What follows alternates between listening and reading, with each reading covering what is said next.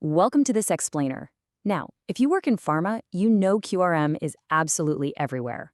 But let's be honest, it is so easy to just see it as this massive stack of paperwork standing between you and actual manufacturing. Seriously, we've all seen those physical binders and they can get incredibly heavy. Today, though, we're going to explore how quality risk management is actually a dynamic, living system. It's the literal engine driving real-world manufacturing decisions, product development, and ultimately, patient safety. It's not just academic theory. It is the fundamental blueprint for how we build quality right into our daily operations. So here's our roadmap for today. We'll start with commercial manufacturing QRM, jump into a real-world case study on contamination control, then we'll pivot over to QRM in product development, and finally wrap up with a really great case study on process validation. Let's dive right in. Kicking things off with pillar number 1, commercial manufacturing QRM. When you look at the factory floor, notice how deeply embedded QRM is across all these different manufacturing operations. I mean, it is literally everywhere. Take equipment qualification, for example. You're using risk assessments to pinpoint critical equipment parameters, and then you're determining your entire IQ, OQ, and PQ requirements based strictly on that risk level. It completely dictates process validation by defining your critical process parameters. And change control? Every single change gets assessed for its risk to product quality, which immediately tells you, hey, is this just a minor tweak or do we need a major overhaul here? It even drives your supplier risk profiles, dictating how often you audit and how much testing you do. QRM really is the backbone of all these decisions. Zooming in on deviation management for a second, the absolute most crucial takeaway is this. You have to focus your resources on high-risk events. Instead of treating every minor, insignificant hiccup with a massive, weeks-long investigation that just gives everyone a headache, your risk assessment should determine the actual scope and urgency of your CAPA.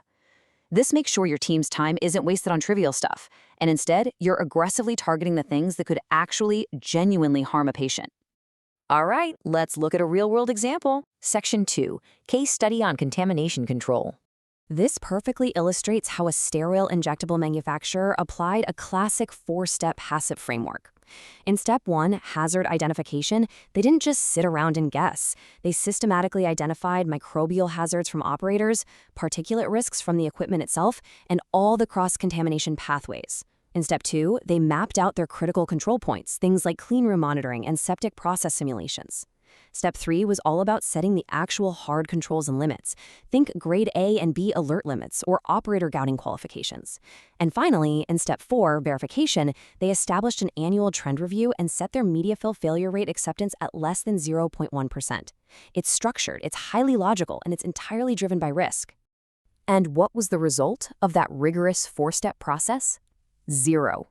Literally zero. It's genuinely impressive. They had 0 grade A environmental excursions for 18 full months post-implementation. You see, when you build a system based on actual quantified risk, rather than just generic compliance checklists, you achieve a level of control that actively prevents issues long before they ever occur. And the best part? This approach didn't just work internally. The MHRA actually cited this specific strategy as a best practice example during an inspection. That is absolute proof that a risk-based strategy isn't just about appeasing auditors. It's the absolute gold standard for genuinely understanding and controlling your specific hazards. The true goal here is building a quality system that robustly defends against those specific risks. Which brings us perfectly over to quality by design, or QBD.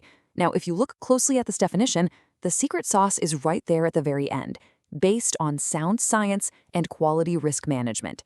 You see, QRM is the literal engine driving the ICH Q8, Q9, and Q10 quality by design frameworks. You simply cannot have true QBD without QRM doing the heavy lifting.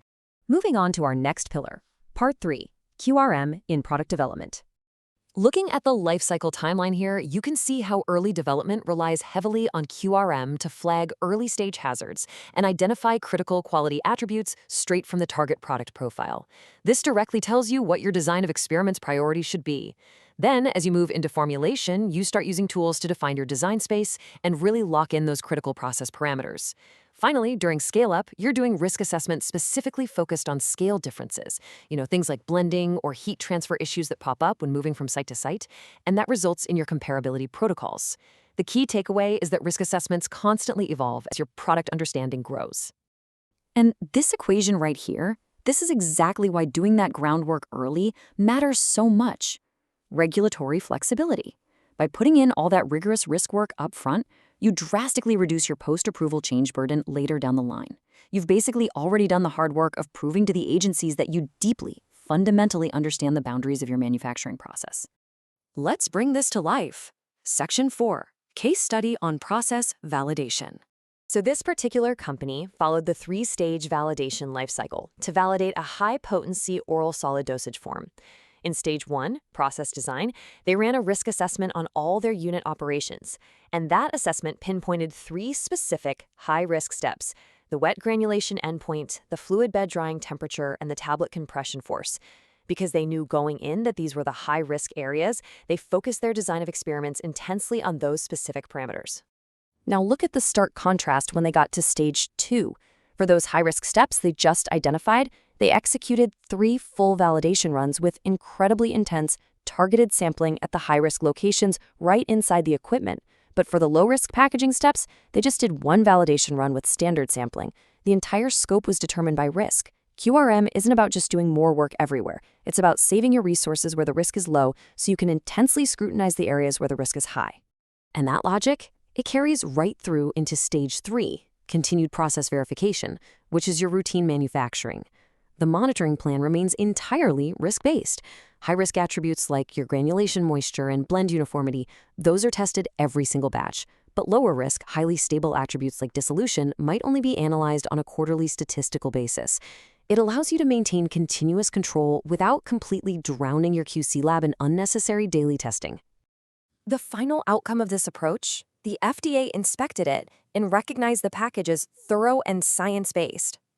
When you build your validation package on a highly logical, risk-based rationale, rather than just blanketing everything with the exact same level of testing, the science really speaks for itself. It proves the undeniable real-world value of implementing a robust QRM framework. So, let me leave you with this question.